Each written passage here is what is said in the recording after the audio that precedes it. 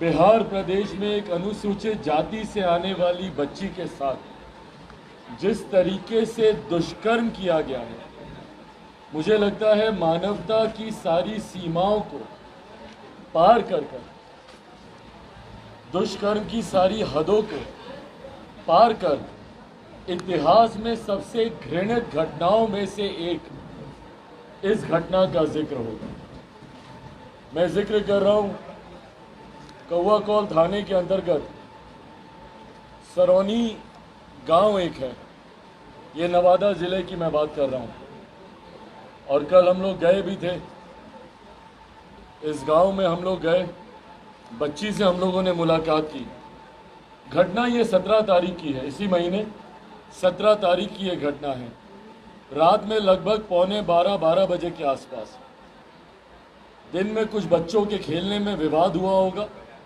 वो विवाद क्या है वो महत्वपूर्ण नहीं है, पर उस विवाद को आधार बनाकर, उसको बहाना बनाकर जिस तरीके से रात में 11:45 बजे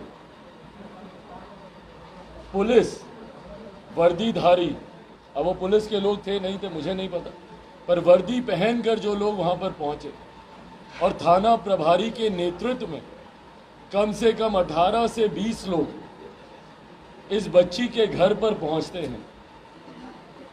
दरवाज़ा खोलने के लिए दरवाज़ा खटखटाते हैं। रात में 12 बजे स्वाभाविक है, और महिलाएं थी घर में, बच्ची अपनी ममेरी बहन के साथ और अपनी बुजुर्ग माँ के साथ। बच्ची का भाई, दोनों भाई यहाँ पटना में ही रहते हैं, घर में कोई पुरुष था नहीं, तो दरवाज़ा खोलने में इन लोगों को भी घबराहट हुई। वहाँ का माहौल भी उस गांव का ऐसा ही बताया जाता है, जिस वजह से दरवाज़ा खोलने में घबराहट थी। और उसके बाद दरवाज़ा जब इस बच्ची ने नहीं खोला तो दरवाजे को तोड़ दिया गया। नीले कलर का वो दरवाज़ा है, कल मैंने उसकी तस्वीरें भी साझा अपने सोशल मीडिया प्लेटफॉर्म में आप साथियों के लिए मैंने साझा भी की हैं वो तस्वीरें। दरवाज़ा तोड़ा गया, तोड़कर ये 18-20 पुलिसकर्मी तथाकथित घर में घुसते हैं और घुसकर इस बच्ची के ऊपर इस तरीके से वार करते हैं जैसे इसकी हत्या करने की साजिश से ये वहां पहुंचे। जूते चप्पल पहनकर बच्ची के सर, मुंह, माथे, सीना, हाथ, जो जगह दिखी उसके ऊपर बच्ची को मारा गया। लात घूसे जूतों से मारा गया। बंदूक के वो जो क्या बोलते हैं उसको, जो पट जो होता है, उससे बच्ची को मारा गया। नाक की उसकी हड्डी यहाँ की टूट गई। यहीं तक बात सीमित नहीं रही, बच्ची को निर्वस्त्र कर उसके कपड़े उतार जिस तरीके से बेरहमी से उसकी पिटाई की गई, और जिस तरीके से पुलिसकर्मी मानवता की सारी हदें पार कर इस दृश्य को होता देख मजाक कर रहे थे, हंस रहे थे बच्ची को। और तो और जब बच्ची ने अपना तन ढकने के लिए जब बोला कि भैया कपड़े तो पहनने दीजिए, तो उन्हीं पुरुष पुलिसकर्मी ने आपस में उसको घेर लिया और बोला अब यहीं पे तुम कपड़े बदलो। मैं ये जानना चाहता हूं कि क्या किसी भी सभ्य समाज में इस तरीके की घटना को माफ किया जा सकता है? और अगर माफ नहीं किया जा सकता, मैं मानता हूं भैया कि हम सब में से शायद ही कोई व्यक्ति यहां पे मौजूद होगा जो बोलेगा कि हाँ ठीक है, भले अपराध कोई कितना बड़ा क्यों नहीं हो। यहां पे तो अपराध भी नहीं था भाई, बच्चों का आपस में खेल का मामला था। और इतनी बड़ी घटना होने के बाद अगर सभ्य समाज इसको माफ नहीं कर सकता, तो मुख्यमंत्री नीतीश कुमार जी और उनका प्रशासन मौन क्यों है? और आज मैं ईमानदारी से बोल रहा हूं, मैं विचलित हूं इसको देखकर। मेरी छोटी बहन है वो, बहन समान भी नहीं बोलूंगा, बहन है मेरी वो। और इस घटना से मैं विचलित हूं। रात भर नींद नहीं आई मुझे वो दृश्यों को याद करके कि भाई कितना रक्षक जब भक्षक बन जाएं आपके, जिनसे आपको उम्मीद है कि ये आपकी सुरक्षा करेंगे, जब वही लोग आपके भक्षक बन जाएं, आपकी इज्जत को तार तार करने लग जाएं, तो आप उम्मीद अब किससे रखिएगा बताइए ना मुझे। ये पुलिसकर्मी हैं जो सुरक्षा का भाव ग्रामीणों में देने के लिए जिम्मेदार हैं। ये वही पुलिसकर्मी हैं जो महिलाओं को सुरक्षित महसूस कराने की इनकी जिम्मेदारी जवाबदेही है। बदले में इन्होंने क्या किया?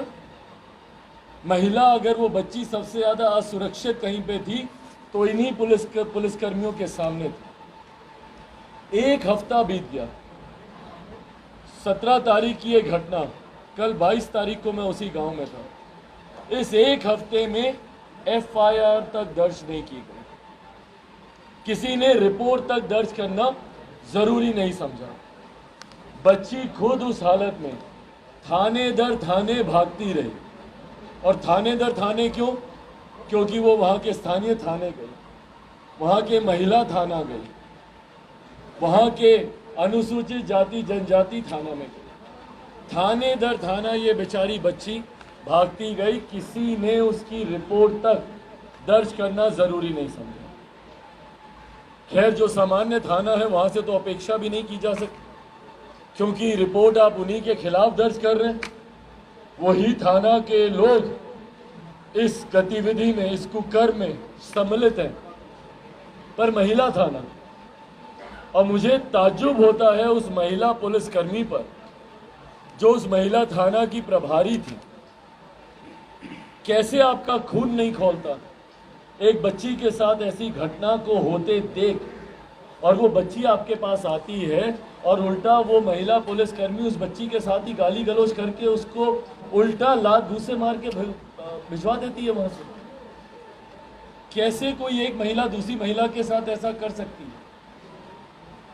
क्या स्थानीय असामाजिक तत्वों का दबाव इतना ज्यादा हो गया है उस पंचायत, उस गांव में? दबंग इतने हावी हो गए हैं कि बाकी सारे प्रशासन के लोग उनके सामने नतमस्तक हो गए। ये तो छोटे अधिकारी, बड़े अधिकारियों को क्या हुआ? SP साहब, वहां के स्थानीय SP, 6 दिन उनके इलाके में इस घटना को बीते हुआ। उन्होंने एक बार जरूरी नहीं समझा भैया कि मैं इसकी रिपोर्ट दर्ज कराऊं, मैं इसकी जांच करवाऊं कि बच्ची के साथ ये हुआ कैसे?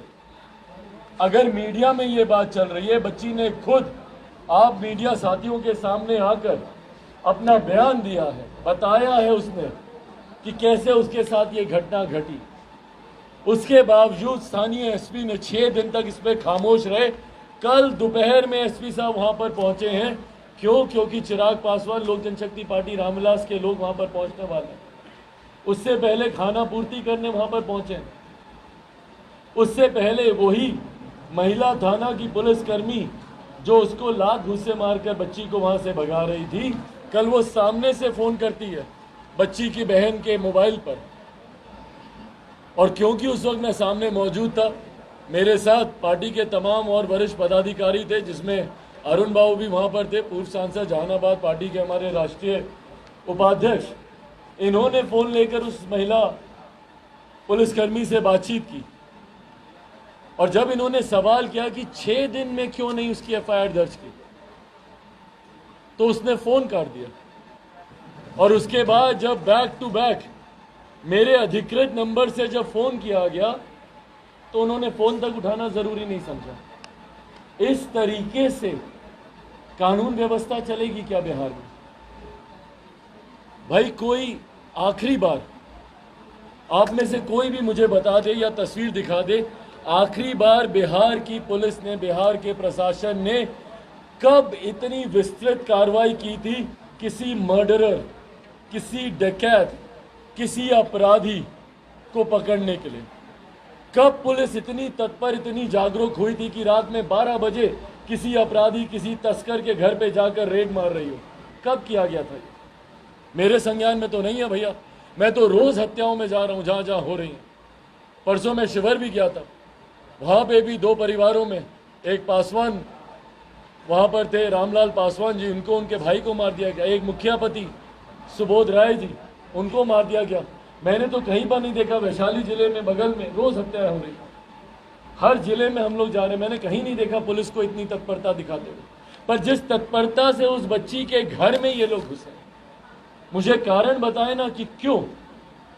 ऐसी कौन सी आतंकी थी ये, कौन से अपराध में सम्मिलित थी, या किसका मर्डर इसने किया था कि रात के 12 बजे बिना किसी सर्च वारंट के, बिना किसी अरेस्ट वारंट के, और सबसे बड़ी बात बिना किसी महिला पुलिसकर्मी के आप एक महिला के घर में पहुंचते।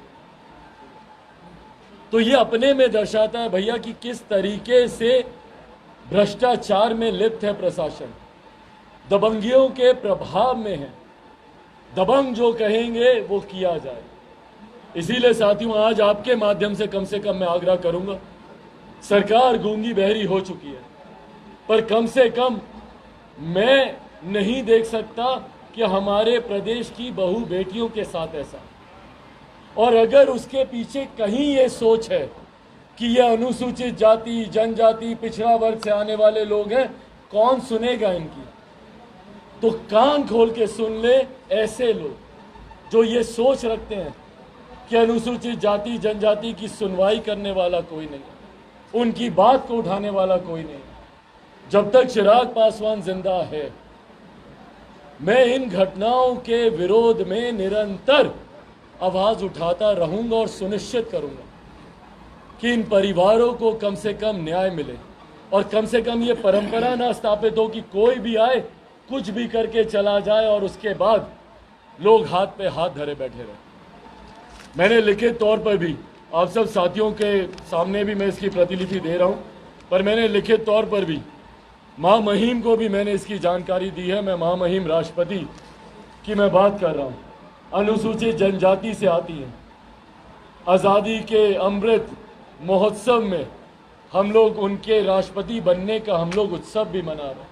75 सालों में पहली बार एक आदिवासी महिला, लोक जनशक्ति पार्टी रामविलास ने सबसे पहले तमाम विरोधों को दरकिनार करते हुए, एनडीए से हमारे संबंध हैं नहीं हैं, सारी चीजों को एक तरफ रखते हुए तुरंत हम लोगों ने समर्थन दिया था। क्यों? क्योंकि वो आदिवासी समुदाय से आती। मां महिम से मुझे उम्मीद है कि कम से कम वो इसका संज्ञान लेंगी। उनके तो संज्ञान में मैंने दिया ही है, मेरे प्रदेश के मुख्यमंत्री, और उनको सिर्फ एक मुख्यमंत्री की हैसियत से ही नहीं, गृह मंत्री की हैसियत से भी उनको भी मैंने लिखित तौर पर इस घटना की जानकारी दी है। कम से कम इस विषय में मैं उनसे उम्मीद जरूर रखूंगा। एक बच्ची, एक महिला, उसकी इज्जत से जुड़ा हुआ यह विषय है। उनसे मैं उम्मीद रखता हूं कि इसमें वो तत्परता दिखाए। मां महिम राज्यपाल को भी मैंने इसकी जानकारी दी है। नीडलेस टू से यहाँ के डीजीपी महोदय और गृह सचिव और एसपी साहब को भी मैंने इसकी प्रतिलिपि दी है, पर साथ ही में इसकी प्रतिलिपि मैंने मानव अधिकार आयोग में भी मैंने दी है, महिला आयोग को भी मैंने इसकी जानकारी दी है, राष्ट्रीय, बिहार दोनों स्तर पर, और साथ ही में अनुसूचित जाति जनजाति आयोग को भी दी है। इस तरीके के प्रेसिडेंट्स को सेट होने नहीं दिया जा सकता। ये कोई छोटी घटना नहीं है भाई, इतिहास गवा रहा है। इन्हीं घटनाओं ने बड़ी बड़ी और घटनाओं को अंजाम दिया है। फूलन देवी को हम लोग भूले नहीं हैं, किस तरीके से उन्हें नग्न कर कर पूरे गांव में घुमाया गया। आप उनके ऊपर इल्जाम लगाए जाते हैं, लोगों को मारा, बंदूक उठा ली, डकैत बन गई। कारण क्या था भैया? नक्सली लोग बनते हैं, कारण क्या था? क्यों बनते हैं? जब ज्वालामुखी फटता है, ज्वालामुखी भी इसीलिए फटता है, जमीन के नीचे जो गर्म पदार्थ होते हैं, जब आप उसको निकलने का मौका नहीं देते तभी ये विस्फोट होता है। और अगर इसी तरीके से इन मामलों की लीपापोती होती रही, इन मामलों को दबा के रखा गया, तो ऐसे ही ज्वालामुखी फटेंगे। और इसीलिए मैं कम से कम पत्रकार बंधुओं से भी आग्रह करूंगा, और मैं साथ ही में तमाम सांसद, विधायक, नेताओं से आग्रह करूंगा कि वो जात पात, धर्म, मजहब से उठकर, मैं अनुसूचित जाति जनजाति से आने वाले नेताओं से तो विशेष आग्रह करूंगा कि वो सत्ता में हो, विपक्ष में हो, जहां पर भी हो, कम से कम इस बच्ची का साथ दें, इस बच्ची को न्याय दिलाने में, मेरी इस मुहिम में अपना साथ दें। पर साथ ही में मैं सरकार से भी आग्रह करूंगा कि मानवता को इस विषय में आधार बनाया जाए और दलगत राजनीति से उठकर बच्ची को न्याय दिलाया जाए। लोकसभा में इस विषय को मैं ज़रूर उठाऊंगा। संघीय ढांचे में कानून व्यवस्था पूरी तरीके से राज्य सरकार के अधिकार क्षेत्र में आती है। इसीलिए संसद में कई बार, पिछली बार भी जब ऐसे ही एक दुल्हन के कमरे में जब पुलिस घुस गई थी, उस वक्त भी मैंने पार्लियामेंट में इस विषय को उठाया था। मैं समझता हूं कि पार्लियामेंट में इस बात को नहीं उठाने की अनुमति दी जाती क्योंकि लॉ एंड ऑर्डर स्टेट का इशू होता है, पर यह एक ऐसा विषय है जो कि पूरे देश की न सिर्फ अनुसूचित जाति जनजाति से आने वाली महिला बल्कि आधी आबादी की इज्जत से जुड़ा हुआ यह विषय है। पार्लियामेंट में मैं उठाऊंगा और राज्य सरकार से मैं कम से कम उम्मीद करता हूं, राज्य सरकार से मैं ये आग्रह करता हूं कि एक अलग से एसआईटी गठित की जाए, एक स्पेशल इन्वेस्टिगेटिंग टीम इसके लिए ऑर्गेनाइज की जाए जो इस मामले की जांच करे। भाई जिनको जांच की जिम्मेदारी देनी है, जांच भी उन्हीं पे होनी है। मैं उन थाना अधिकारियों की बात कर रहा हूं जो वहां पर हैं, तो इसीलिए उन पे भरोसा नहीं है। बच्ची को आज मैंने पटना बुलाया है, बच्ची यहीं पे ही है, घर पे ही है, शारीरिक हालत उसकी ठीक नहीं है, उसके इलाज की जिम्मेदारी मैंने ली है। साथ ही में कानूनी उसकी जितनी मदद हो सके उसकी जिम्मेदारी भी हम लोगों ने ली है। आज सुबह भी कई कानून के जानकार थे जिसके साथ पूरी टीम बैठी थी, हम लोग उस पर भी हम लोग चर्चा कर रहे हैं। और साथ ही में बच्ची कम से कम मानसिक तौर पर इस घटना से उभर पाए। शारीरिक जख्म तो फिर भी कभी ना कभी भर जाएंगे, पर ये मानसिक जख्म जो आपको मिलते हैं ये उम्र भर आपको कौंधते हैं, उम्र भर आपको परेशान करते हैं। मैं बस इतना चाहता हूं कि उस बच्ची को न्याय मिले, उसके लिए मुझसे हर संभव प्रयास। हम लोगों ने डीजीपी साहब को और एसपी साहब को एफआईआर की, क्योंकि इन्हीं लोगों का कहना है, भैया क्या कहते हैं ये लोग, फैक्स कर दीजिए, फैक्स पे एफआईआर हो जाएगी, यही बोलते हैं ना। यहाँ बच्ची 6 दिन से पर्सनली जा रही है, एफआईआर नहीं हुई, और झूठी बातें ये लोग करते हैं कि फैक्स कर दीजिए। कर दिया गया भैया, फैक्स भी, फैक्स मेल जो भी आपको चाहिए था वो भी आज हो गया। और ये बच्ची भी भाई कोई अनपढ़ या कोई वैसी बच्ची नहीं है, पढ़ी लिखी है, पढ़े लिखे परिवार से आती है। बच्ची की बहन को आप देखिएगा, वो खुद लॉयर है, बच्ची का भाई इंजीनियर है, पटना में रहकर पढ़ाई कर रहा है, आईएएस की कंपटीशन की तैयारी कर रहा है, एक भाई जेएनयू में पढ़ रहा है। इस परिवार से, और जिस गांव में ये रहते हैं, शिक्षक है कई अनुसूचित जाति जनजाति परिवार से आने वाले, तब उनके साथ इस तरीके से अत्याचार हो रहा है। ये अपने में एक बहुत गंभीर विषय है। आप सबके साथ की मैं अपेक्षा रखता हूं, आप सबका मुझे साथ चाहिए होगा इस विषय को उठाने में और इस बच्ची को न्याय दिलाने में। अब अगर कोई सवाल ये है कि ये कोई पहला मामला नहीं है, बिहार में कई ऐसे मामले आते रहते हैं, तो क्या सभी मामलों को आप उठाएंगे या? भाई मैंने हर उस विषय को उठाने का प्रयास किया है जो मेरे संज्ञान में आया, और इसीलिए आज मैं इतना विचलित होकर अगर ये प्रेस वार्ता कर रहा हूँ, इसीलिए कर रहा हूँ कि इसको रोजमर्रा की बात नहीं बना दी जानी चाहिए। घटना हो गई, मर्डर आजकल रोजमर्रा की बात हो गया। कई नेता आपको मिल जाएंगे जो बोलते हैं कि भैया ऐसी घटनाएं होती रहती, हैबिट में नहीं बनना चाहिए, ये मेरा डर है। ऐसी घटनाएं, महिलाओं की इज्जत आबरू से जुड़ी हुई घटनाएं रोजमर्रा की बात नहीं हो सकती, इस पे खामोश नहीं बैठा जा सकता। इसीलिए आज इस विषय को मैंने कल भी उठाया, आज भी उठाया, आने वाले समय में भी उठाऊंगा। जितनी बच्चियों के साथ इससे पूर्व में दुष्कर्म हुए, दुख तो इस बात का, दुष्कर्म करने के साथ उनको मार कर उनकी लाश को नदी में बहा दिया जाता है। ये बच्ची कम से कम जीवित है, अपनी लड़ाई लड़ने के लिए, और लड़ रही है भैया, शेरनी की तरह ये बच्ची लड़ रही है, बिना डरे बिना घबराए।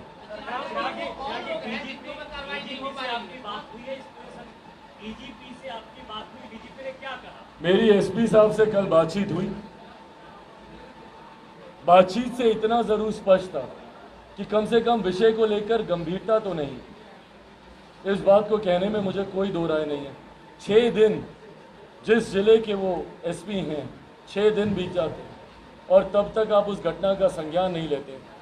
आज डीजीपी साहब को भी लिखित तौर पर हम लोग ये पूरे विषय की जानकारी दे रहे हैं। उम्मीद करता हूँ कि कम से कम बड़े अधिकारी, क्योंकि थाना से उम्मीद नहीं है भैया, कम से कम बड़े अधिकारी इस पर कार्रवाई करें। क्या लगता है कि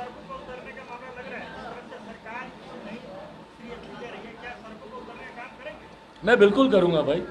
जैसा मैंने कहा कि समाज में ये भाव या महिलाओं में, मैं जाति की बात से ज़्यादा जमात की बात मैं करूँगा। महिलाओं में अगर इस बात का भय बैठ जाएगा कि भैया ये हमारे रक्षक नहीं, हमारे भक्षक हैं, ये हमारी इज्जत बचाने वाले नहीं, हमारी इज्जत लूटने वाले हैं, और शर्मसार होता है पूरा विभाग मुट्ठी भर लोगों की वजह से। कुछ चुनिंदा ऐसे लोग हैं जिनकी वजह से पूरा का पूरा विभाग शर्मसार होता है। उन लोगों को चिन्हित कर उन पर कार्रवाई होना जरूरी है। ऐसे थाना प्रभारियों के ऊपर कार्रवाई होनी जरूरी है जो अपने नेतृत्व में एक लड़की की इज्जत आबरू लूटने जाते हैं, उन पे कार्रवाई होना जरूरी है।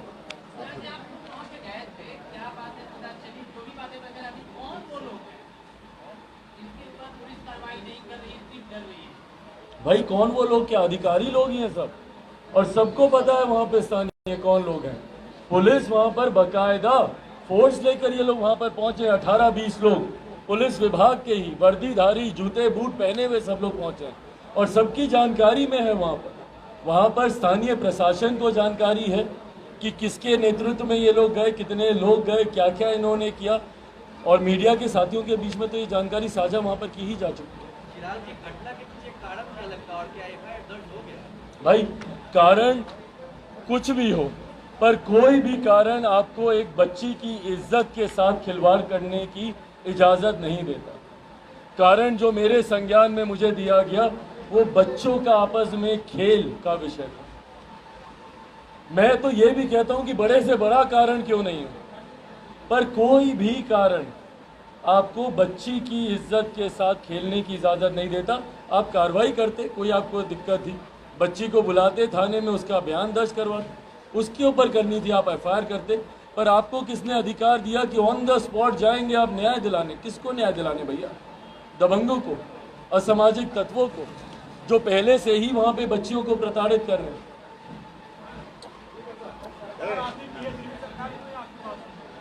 हाँ सॉरी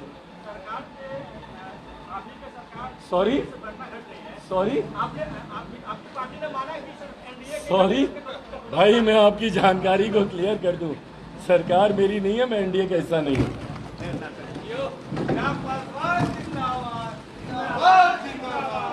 रिपब्लिकन न्यूज से जुड़ने के लिए सब्सक्राइब बटन दबाकर चैनल को सब्सक्राइब करें। नोटिफिकेशन प्राप्त करने के लिए यहाँ बेल को दबाएं। वीडियो अच्छा लगे तो लाइक करें और दोस्तों के साथ शेयर करना ना भूलें।